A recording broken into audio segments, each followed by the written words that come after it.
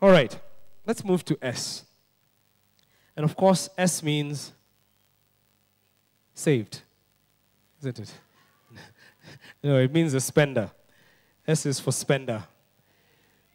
For the spender, credit cards are their best friends. Spenders usually know where Shylocks are located.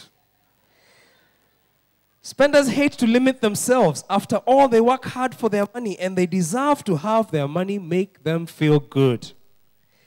For many spenders, money is also a measure of love and approval. They get love and approval from money. Spenders often buy things they can't afford.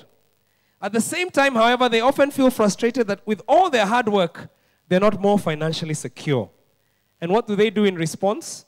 They splurge and spend more money to cheer themselves up and to make them feel more successful.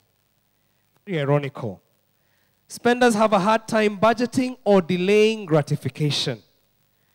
Now, this I found about spenders that I find very interesting, that many spenders fear achieving success on their own, afraid that they will give up the emotional dependency that has kept them from being self-supporting. And spenders have this fantasy, a recurring fantasy of financial rescue. They just have this fantasy that one day they will find a certain charity sweepstakes or lottery ticket that will just be like, oh my gosh, I've won. You know that Kamade who does somersaults in Safaricom ad? I mean, they just feel Zawadi 29. By the way, the Zawadi 2929 is on the line, by the way. They are looking for you. They have this idea that one day something will just show up and sort out their financial problems. And so while they hold on waiting for that day, they continue to spend and rack up huge amounts of debt. Number A then. A is the achiever, right? No. A stands for the avoider. A is the avoider. Now, the avoider has trouble dealing with finances. Whether it's balancing checkbooks or budgeting or paying bills or investing, the avoider just is completely overwhelmed by finances. They have a fear of money, and it stems from their lack of self-confidence in dealing with finances. And so they tend to ignore the issue of money. Now, spiritual avoiders are very interesting because they believe many times that money is just evil. People are too money-minded around us, and money has the power to corrupt. They know that. And so they feel like having too much wealth or making a profit on investments is equal to being greedy or selling out on their values. Now, Christian avoiders are very interesting because they often believe that God will sort out their financial issues for them. And they often, listen to this, they often alienate their loved ones because of their self-righteous attitudes towards money. They're always like, you guys, you're always so money-minded. You always think about saving. Surely, haven't you read the scripture and what it says about God being our provider? And people are like, come on, yes, it's true, but let's get practical. But no, they don't even want to know that. And I don't know if you know somebody who just bugs you because they're so spiri about money. And if they don't, it's because you're probably one of them. Avoiders get overwhelmed with money issues. They're not inclined to keep tabs on their current spending or to invest in the future. Here's what they do instead. When they get a statement from the bank, usually avoiders will throw it into the drawer without even looking at it. They might not even remove it from the envelope. It just goes straight there. And when the ATM comes up and says, do you want a statement with this amount? They put no. Like very quickly. Why? It's because they have this fear that they might check too far and discover a mess in there that they don't know what to do with. And so they prefer what you don't know can't hurt you. And they just keep moving right along. These are avoiders. If you're an avoider, now here's the interesting thing. Depending on the situation, you might tend towards hoarding or spending in different situations. When money finally shows up in a big way, avoiders will either spend it or hoard it. They kind of be erratic. They're not predictable in their behavior, which is why many avoiders will end up scoring S and H and A, and they can't even tell which one it is because in every situation, they act differently depending on the situation. So that's what an avoider looks like. So now we know the answers. Let me ask you, out of all these, which is the most spiritual? Which one is the one you'd prefer? At least the Angalao. This one is the best one of all the one. Which one? Spender. Avoider. Spender. Nobody wants to be a hoarder, huh? Which is the best one? Which is the most spiritual one? Absolutely. Somebody here said none. Absolutely. Do you realize that regardless of the fact that they look so different, some look so spiritual, some others don't, that all these are just different variations of clutchers? That these are all just different variations of people who are inclined not towards God, but towards mammon with their resources.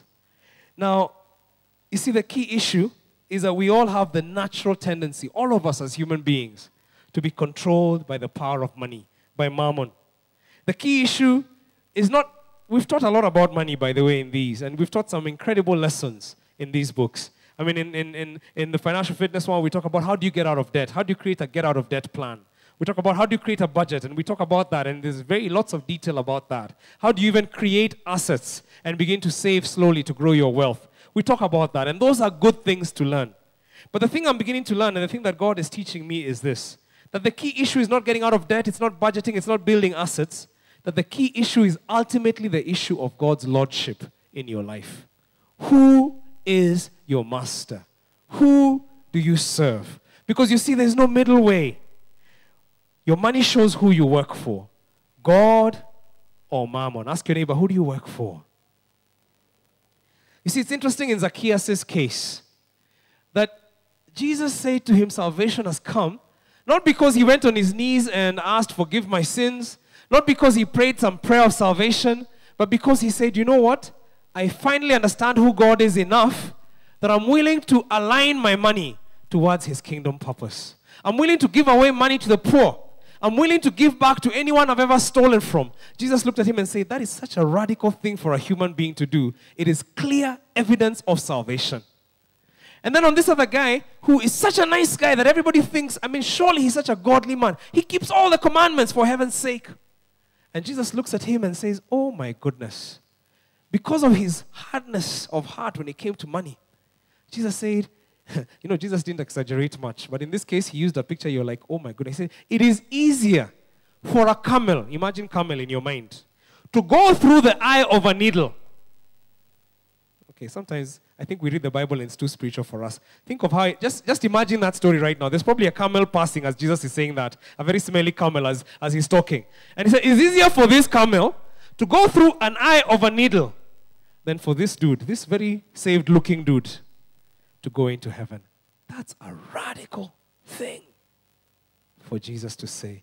Never underestimate the power of money to destroy your heart. The question is, who do you serve? Your money who shows you who you work for, God or mammon? You see, mammon wants you to depend on your job and to say to your job, give me today my daily bread. This is what mammon wants you to do.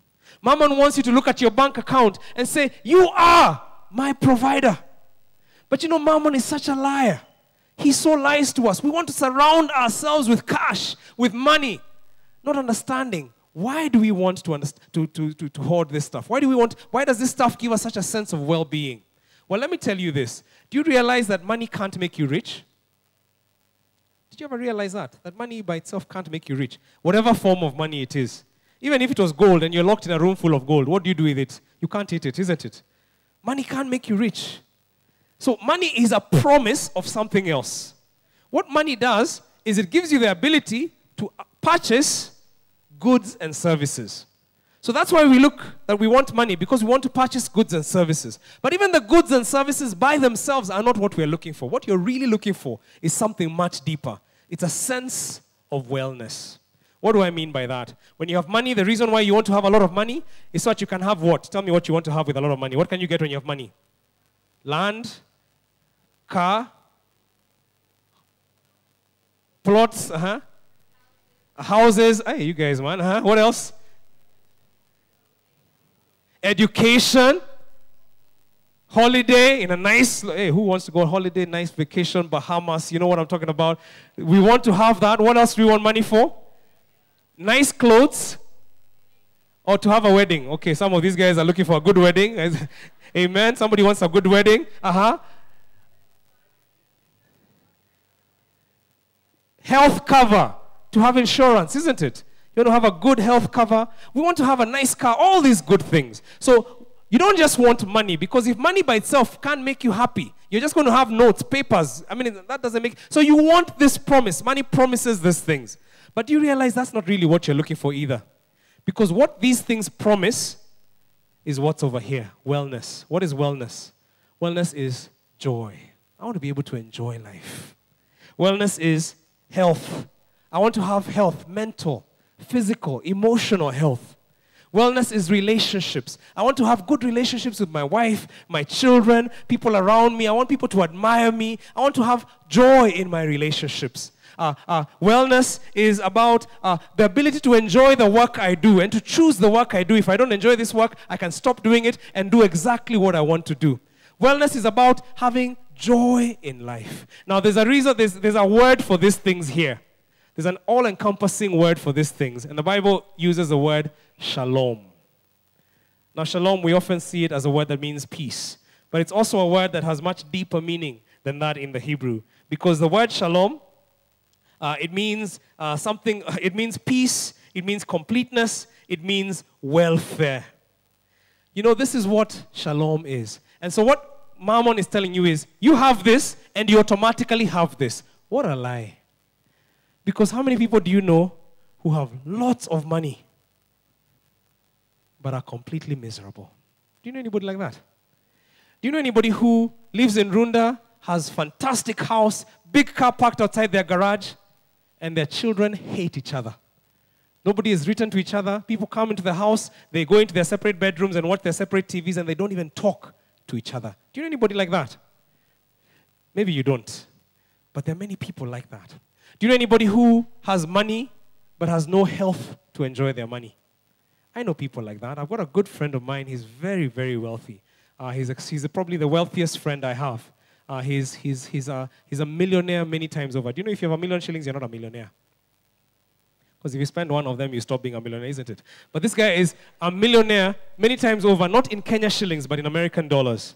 So, in fact, he's not even a millionaire of. He's 100 times. He's in the hundreds of millions of dollars. He's just an amazingly wealthy guy. And I love this guy. He's a really good friend of mine. But he's taught me this. Because he has gone through, he's just about 10 years older than me, and he has gone through some serious health challenges in his own life that have completely broken his body. And this guy, when I spend time with him, the one thing I find as we talk is I see him, and I can tell you with a certainty that he would, in one instant, without even thinking, exchange all his money to have the health that I have in my body. If we could change bodies, he'd give me everything he has. He'd be happy to do that. Because he's recognized, I have all this money. I have a huge house with many, many bedrooms. But I can't enjoy a single one of them because of the pain that my body has. Money does not give you shalom. I have friends who are so rich and they're so broken up in their family relationships. And yet I also know people, some of them have worked for me, who are so rich in there. I remember one guy, he's such a good guy. He lives in Kibera. He's an incredible man. His wife loves him. His children love him. They are such a tight and warm family. Everybody who meets them is always amazed. They sit down at the dinner table with the little that they have. And there's so much love and support for one another in that family without money. Are you beginning to see the deception of Mammon? That Mammon makes us begin to think that this thing called shalom comes from money, not understanding that shalom comes from God. Only God is a source of true wealth. The Bible tells us this many, many times. Ecclesiastes chapter 5 verse 19 says, when God gives someone wealth and possessions and the ability to enjoy them, because remember, just having wealth and possessions is not enough, and the ability to enjoy them, to accept their lot, to be happy in their toil, this is a gift from God.